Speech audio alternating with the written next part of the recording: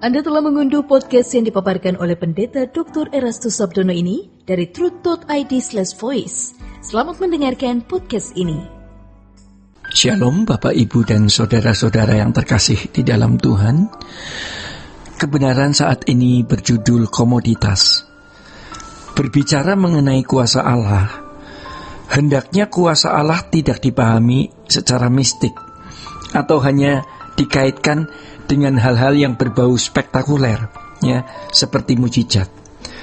Kuasa Allah ini harus dikaitkan dengan kemampuan Allah untuk menyelesaikan masalah dosa, dan itu harus berkelanjutan.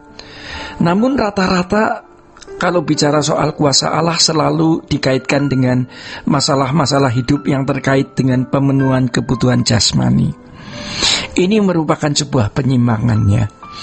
Jadi dalam bahasa aslinya kata kuasa atau dunamis, ya, kata kuasa adalah dunamis, yang artinya sesuatu yang menggerakkan, ya, sesuatu yang memotivasi atau menggerakkan. Hanya Allah yang memiliki kuasa ini yang dapat menyelesaikan masalah potensi dosa ini. Dalam hal ini kita bergantung sepenuhnya kepada Allah, dan kita memang harus berurusan dengan Allah. Jadi saudara-saudara, jangan jadikan agama sebagai komoditas untuk memberikan kontribusi atau bantuan bagi masalah pemenuhan kebutuhan jasmani.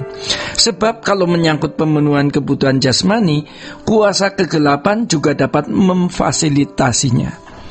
Jadi Bapak, Ibu, dan saudara-saudara, kalau Injil hanya dikaitkan dengan pemenuhan kebutuhan jasmani yang dipahami sebagai kabar baik, dan kuasa Allah hanya dikaitkan dengan penyelesaian masalah-masalah pemenuhan kebutuhan jasmani, maka pemahaman seperti ini akan bersifat mistis. Hal-hal yang terkait dengan mujizat dan hal-hal yang spektakuler, sehingga gereja mengalami penyesatan, gereja mengalami penyimpangan. Kalau pikiran orang Kristen dipenuhi oleh masalah-masalah dunia fana yang oleh karenanya melibatkan Tuhan dan kuasanya itu, ini menjadi batu sandungan bagi Tuhan dalam menggarap orang percaya. Sebagaimana Tuhan Yesus pernah menghardik Petrus di Matius 16 ayat 23, "Enyahlah iblis, engkau suatu batu sandungan bagiku, sebab engkau bukan memikirkan apa yang dipikirkan Allah, melainkan apa yang dipikirkan manusia." Bapak, Ibu, dan saudara-saudara yang terkasih di dalam Tuhan, orang Kristen yang memikirkan perkara-perkara dunia tidak akan pernah dapat diubah oleh Allah. Tidak bisa, ya. Harus diakui bahwa melepaskan percintaan dunia itu berat. Tetapi kalau kita tidak mulai selangkah demi selangkah, maka tidak bisa. Harus lewat proses, tetapi komitmennya harus sudah ada, ya, komitmennya harus sudah ada dan sudah memiliki tekad yang kuat, tidak boleh lemah, harus dibangun, diupdate setiap hari. Jadi bagi kita yang serius dalam punya komitmen, Tuhan akan garap. Ibarat ayam, ya, sebelum digoreng harus terlebih dahulu dirontokkan bulunya, kemudian dimasukkan ke dalam air panas, dipotong-potong, baru digoreng agar menjadi ayam goreng. Kalau hidup kita mau dinikmati Tuhan, harus bersedia digoreng olehnya, ya. Tetapi ayam yang masih banyak bulunya tidak bisa digoreng. Jadi ketika Yesus mengosongkan diri, ia pun dirontokkan semua. Sejujurnya tidak ada orang yang mau direndahkan, diinjak-injak, dihina. Tetapi kalau tidak begitu, kita tidak pernah dirontokkan. Kalau kita sudah tidak rindu Tuhan, pasti ada yang lain yang dirindukan. Ada perselingkuhan dengan sesuatu di luar Tuhan. Jadi kebenaran-kebenaran firman ini akan mengubah kita. Jangan diganti dengan sistematika dogmatika yang memang diwariskan dari generasi ke generasi. Kalau hanya menjadi rumusan dogmatika, maka firman Tuhan menjadi huruf-huruf mati, ya, yang tidak berkuasa mengubah manusia. Orang percaya tidak akan mampu menghadapi perubahan zaman yang begitu cepat dan tipu daya kuasa gelap. Jadi kuasa Allah adalah firman dan Roh Kudus. Saudara-saudara, gereja hari ini membutuhkan pewahyuan dari kebenaran firman yang dapat mencerahkan pikiran dan memberikan kecerdasan rohani, ya, untuk menghadapi perubahan zaman yang begitu cepat dan tipu muslihat atau tipu daya kuasa kegelapan.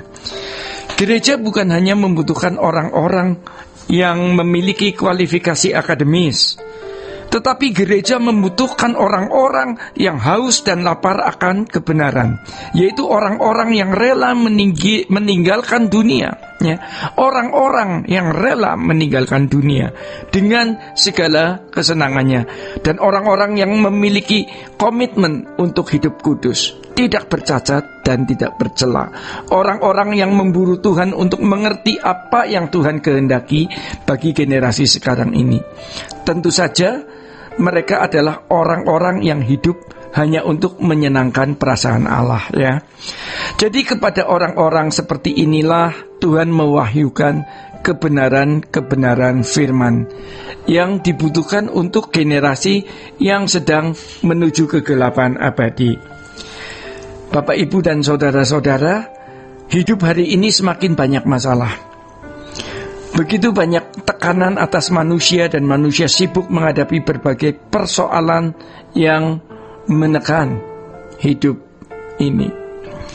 Tetapi mari kita melihat persoalan yang paling penting dalam hidup ini. Apa itu? Ya, persoalan apa itu? Ya, persoalan yang mestinya dipandang lebih penting dari segala persoalan yang menyangkut apapun, yaitu bagaimana keadaan diri kita ini, keberdosaan diri kita. Jangan lupa kabar baik ini dan jangan tidak menjadi kabar baik bagi kita. Bagaimana kita yang tercengkeram oleh kodrat dosa, ya, adanya potensi dosa dalam diri kita, di mana ada kecenderungan untuk hidup tidak sesuai dengan pikiran perasaan Allah, diubahkan menjadi manusia yang memiliki pikiran dan perasaan seiring dengan pikiran dan perasaannya. Bapak, Ibu, dan saudara-saudara, demikian kebenaran pada saat ini. Tuhan Yesus memberkati. Sola Gracia. Untuk berlangganan renungan harian dalam bentuk cetak, silakan hubungi Truth Literatur di nomor telepon 0878 7870 7000. Untuk mendapatkan CD khotbah, MP3 renungan Truth, dan CD album lagu produksi Sola Gracia, Anda dapat menghubungi di hari dan jam kerja di nomor telepon 021 638 60953. Tuhan Yesus memberkati. Sola Gracia.